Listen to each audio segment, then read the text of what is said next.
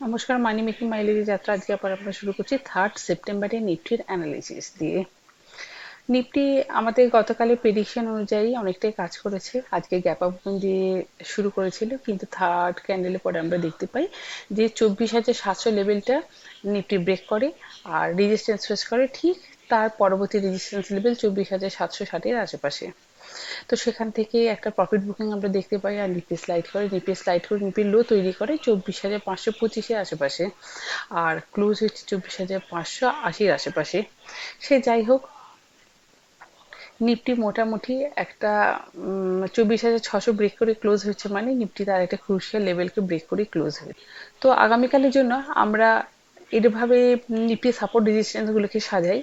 Nifty 24,500 এই লেভেলটাকে বা আজকের লো থেকে 20 পয়েন্ট নিচে এই লেভেলটাকে যদি ব্রেক করে, এটা একটা ইম্পর্টেন্ট লেভেল। এই লেভেলটাকে নিফটি যদি কোনো ক্রমে ব্রেক করে 24,500 লেভেলকে, তাহলে নিফটির পরবর্তী টার্গেট হতে পারে, তাহলে পরবর্তী টার্গেট হতে পারে 24,450 থেকে 24,400।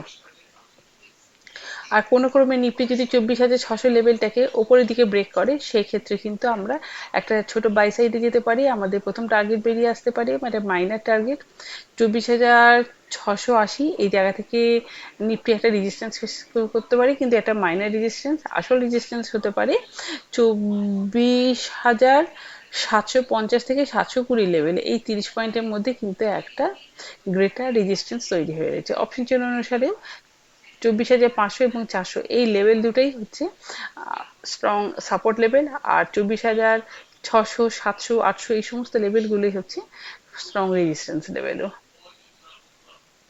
আমাদের মতে 24,600 থেকে 24,500 এই লেভেলটার মধ্যে আমরা নো ট্রেড জোন হিসাবে কনসিডার করব। এই ট্রেড লেভেলটার মধ্যে আমরা কোনো ট্রেড নেব না। নিফটি যেদিকে ব্রেক করবে আমরা সেই দিক অনুসারে কাজ করার চেষ্টা করব। গতকাল যে স্টকগুলো পিক করেছিলাম তার মধ্যে প্রথমটা ছিল গ্লোবাল স্পিরিট। আমি অনেকদিন আগেই একটা কথা বলেছিলাম, যদি কোনো স্টক খোলার মাত্রই ফার্স্ট ক্যান্ডেলেই প্রথম টার্গেট হিট করে যায়, আমরা তাহলে সেই স্টকটা থেকে বিরত থাকবো। গ্লোবাল স্পিরিটের ক্ষেত্রেও তাই।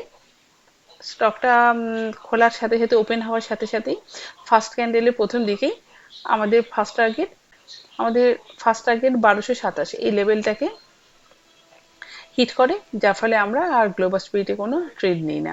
আমাদের দ্বিতীয় পিক ছিল টাটা টেকনোলজি। আমাদের ফার্স্ট এন্ট্রিটা হয়ে গিয়েছিল 674 লেভেলে, আমাদের ফার্স্ট এন্ট্রি হয়েছে। আর সেখান থেকে আমাদের টার্গেট হিসাবে আমরা 95-এর জন্য ওয়েট করেছিলাম, কিন্তু আমরা অবশেষে 86 লেভেলে আমরা প্রফিট বুক করে নিই। টাটা টেকনোলজি থেকে আমাদের অল্প বিস্তর প্রফিট হয়েছে। আগামীকালের জন্য আমার সেরকমভাবে কোনো স্টক রেকমেন্ডেশন নেই। নিফটি এই ধরনের প্যাটার্ন বা বিহেভিয়ারের জন্য যে কোনো দিন যে কোনো একটা করে স্টক দেখছি পারফর্ম করছে। তো আগে থেকে প্রেডিক্ট করে কাজ করাটা স্টকের পক্ষে এখন বেশ কঠিন হয়ে যাচ্ছে। আপাতত আমার এখন কোনো স্টক প্রেডিকশন অন্তত আজকের জন্য নেই। আজকের জন্য এইটুকুই। Thank you, good night.